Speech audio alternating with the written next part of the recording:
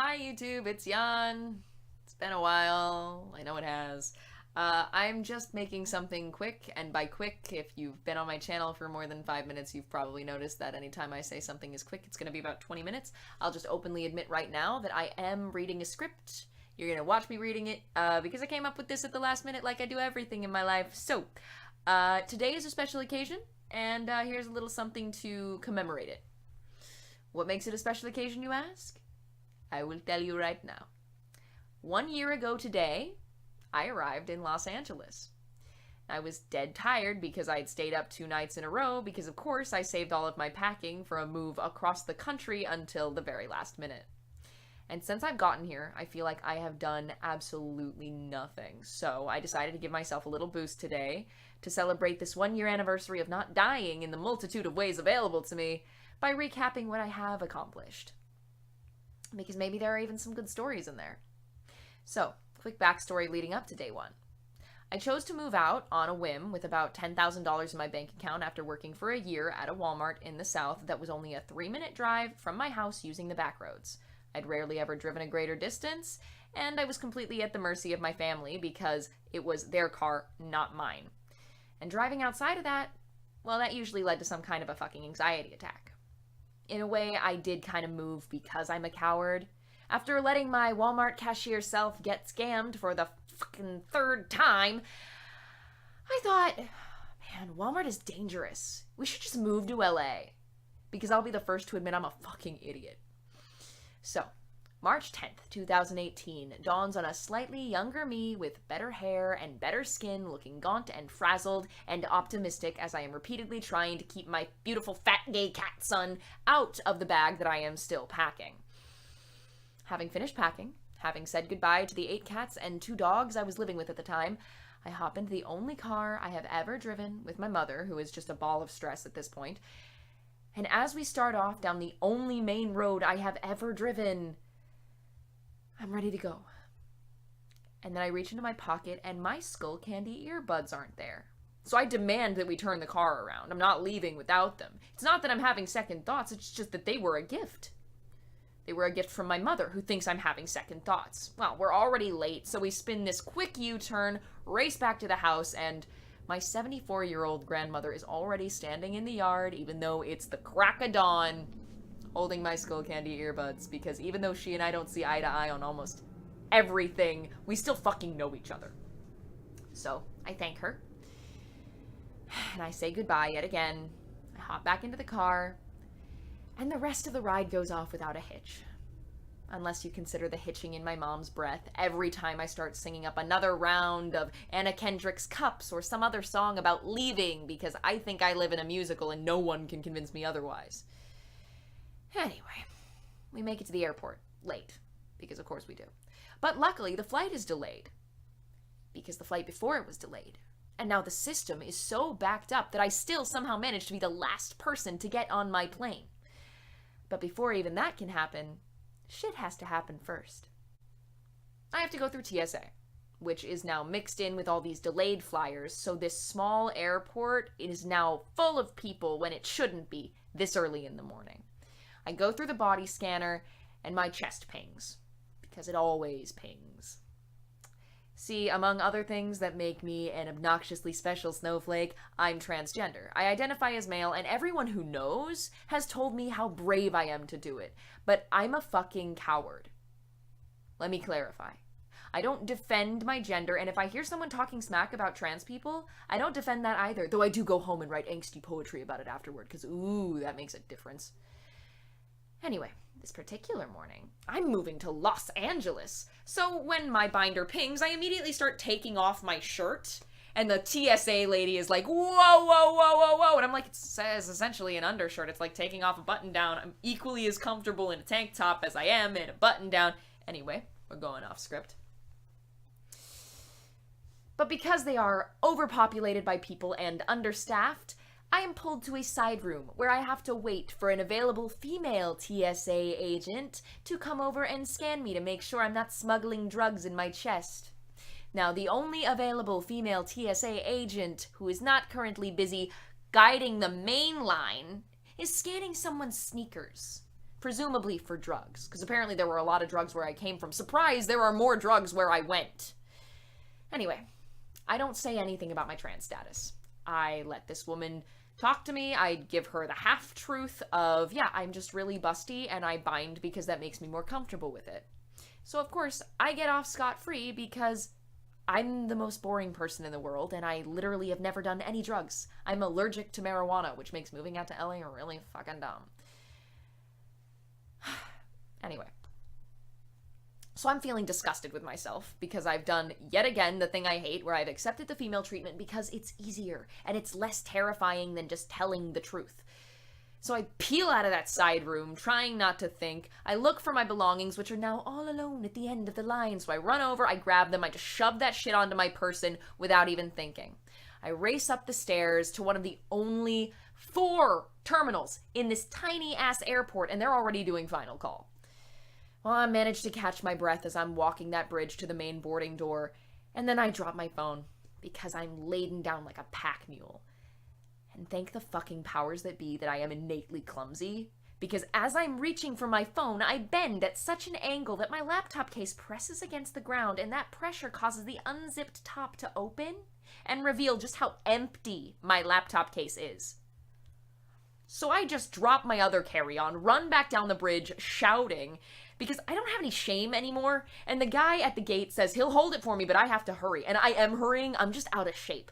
So I get down there, I find my laptop, I run back up the stairs, bolt for the gate, screaming out thank yous to the gate attendant and the flight crew, who are all looking at me like I'm a fucking maniac, and finally, I sit down in my seat, and a very, very bewildered-looking stewardess hands me a bottle of water, like she thinks I might bite her. And I don't manage to catch my breath again until we're finally off the ground.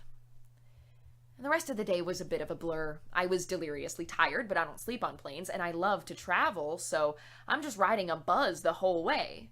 Until I finally land at LAX, and I see my sister for the first time in quite a while. She's been living in LA for the past 3 years, she knows the ropes, and she has never taken any of my shit. I complain about being tired, she says, yes, so am I, we're going shopping. I don't hit her couch until about 2 in the morning, and I'm still not allowed to sleep until I pull up 2 searches on my laptop, one for a job, the other for a car. And then finally I am allowed to just clock out. So yeah, I'll admit day 1 was probably the most interesting thing that happened, but the rest goes more like this. Within 3 days, I got a car. Within 2 weeks, I got a job, and within a month, I moved out of my sister's place. And yeah, I feel accomplished for these things. From the outside, it's the details where I start getting hung up. First off, my car. His name is Spritel, and he is my baby.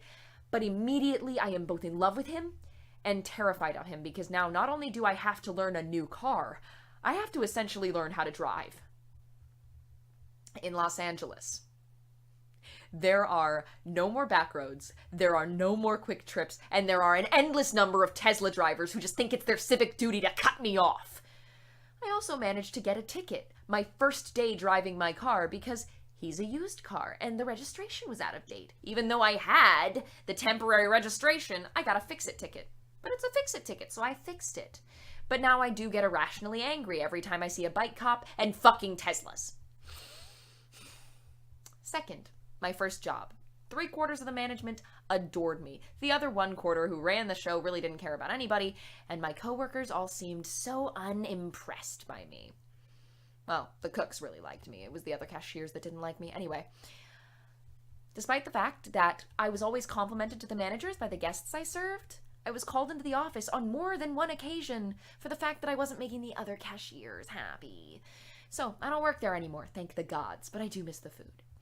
Thirdly, my lodging. I got myself a room in an adorable little cottage with a roommate who mother hens more than even I am capable of, and her dog, who is so old he's either asleep or he's standing in the middle of the room because he's forgotten where he is. Apparently he wasn't very bright in his glory days either, and that does not surprise me. Now the problem lies with neither of them. The problem lies with my obsession with planes and how much I got excited, stupidly, that I would be living between so many airports. I love the sound of planes. I grew up with them. But there are so many, and they're all so loud, that now I dread even voice acting because I don't want to have to deal with waiting out the vapor trails and editing the audio around them. And oh yeah, did I mention that's why I came out to LA? to act. Yeah, you know what I've done since I've been out here? Yeah, not that. I've had one class, and I've done my headshots, and from then on, I have lived in hiding. So yeah, I've convinced myself I've done very little in this year. The biggest problem, though, is the cost of living. What can you say? It's fucking Los Angeles. You'd think with this many people, so many people, that the higher-ups of every organization, every field would be able to lower the prices and still make bank, but they don't. And I'm sure there's an economic reason why, but still, you gotta tell me that's fucking stupid. Anyway, so I put about $4,000 down on a car. Not bad, but it brings me to, $6,000. That's not too bad. Okay. Finding a place to live, about a cumulative of $2,000. Okay, $4,000. And then setting up a life as an adult for the first time in a brand new city. We'll tack on another $1,000 for that. $3,000. And comfortably I hover there until my job starts making me physically sick. I go in about 6 days a week, do my best, make my guests happy, and still proceed to get told the other cashiers don't like me. Now, I can only tell myself that they're jealous so many times before it stops making me feel better, even if it is true. On top of that, the manager who runs the show doesn't believe that the AC is broken. Yeah, you want to guess what? The AC was broken in the LA summer, in a shawarma house where we have to stand next to the fire pits. So I find a new job, and I put in my 2 weeks at my first. And I love the manager that I'm handing my 2 weeks into, but I still can't believe the gall when she tells me they're gonna miss their best customer service. So I start my new job, which I still have and still love. And here I'm actually out of the closet because I didn't do that at the first job, despite my thinking that LA would be this promised land of opportunity. I still chickened out. Still. But now I'm all happy, except for the fact that they're only scheduling me like twice a week when I start out. So that comfy $3,000 cushion, it dwindles. And for the next, I don't know how many months before this job realizes they really like me, I survive off of the kindness of others, pure luck, and my ability to forget that I eat. So I make this suggestion for anyone who spends all their money on things that aren't food. Do Cabbage. It's cheap. It's surprisingly tasteful, actually, and it keeps pretty well. And it's become the running joke at work now that I just eat Cabbage and the bread rolls that I'm allowed to take home every night, and it would be funnier if it hadn't been true for so many months. There were actually a couple moments where I nearly passed out at work because I just hate to accept help, and I'm really good at convincing myself that I'm fine when I'm not fine. And a lot of last year was coming to terms with the fact that a lot of it wasn't fine. And I worked through it. Another positive. But the real good news is that today not only marks my first full year in Los Angeles, but it also marks the first time in that year that I am making more than I am spending. I'm not doing well by any means. Nobody out here is. You talk to anyone. But I am doing better. And that is really all you can hope for. The other news is that it's 2019. Yes, I know it's already 3 months into 2019, but we'll overlook that for just a second so that I can mention it's a new year, and it's the year of the boar. And as I am a boar, I'm hoping to make it a good one. So far I am in a happy, if not terribly long distance relationship with my super supportive Canadian boyfriend who came to visit me in October when I was floundering, and he loved me despite my madness, and he even bought me this. His name is Dorian. Because he wanted me to unhibernate my creative abilities, which were a little stiff and stifled for a while. This is the part where I share. Let me be clear, I've never played a musical instrument before, and so I'm teaching myself to play ukulele song by song, and then I'm also writing my own songs because I gotta get it out of my head somehow. So, here's where I share. This is the first song I learned. So This Is Home by Cavetown. I'm just gonna play just a little bit. Hey! I'm just gonna play just a little bit. Because this is going on for fucking ever. So.